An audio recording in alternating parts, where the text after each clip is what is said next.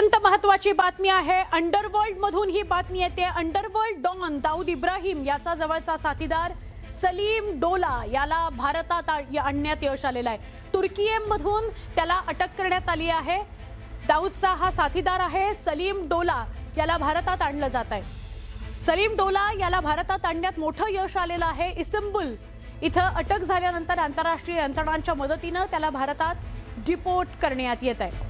सकाळी विशेष विमानातून दिल्ली इथल्या तांत्रिक विमानतळावर त्याला आणण्यात आलं। सध्या गुप्तचर यंत्रणा त्याची चौकशी करतायत। पुढील कारवाई करता त्याला मुंबई पोलीस यांच्या ताब्यात दिलं जाणार आहे। आमचे प्रतिनिधी प्रशांत बाग यांना विचारलं, प्रशांत, ही मोठी उपलब्धी म्हणायची का की सलीम डोला याला भारतात आणलं जात आहे?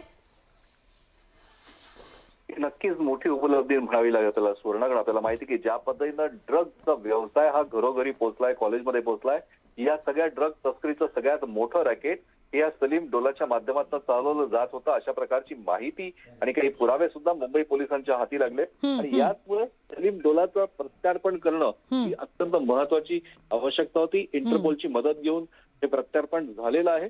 आणखी त्याला आता भारतात आणण्यात आलंय। लवकरच मुंबई पोलीस सुद्धा त्याला ताब्यात घेईल। भारताच्या गुप्तचर यंत्रणा सुद्धा सलीम डोलाच्या अनेक वेगळ्या प्रकारच्या सहभागामध्ये बघताय आणि यातूनच दाऊद इब्राहिमचं सगळ्यात मोठं नेक्सस जे आहे ते नेक्सस सुद्धा समोर येणार। सुवर्ण, अगदी बरोबर। धन्यवाद माहिती दिल्याबद्दल प्रशांत।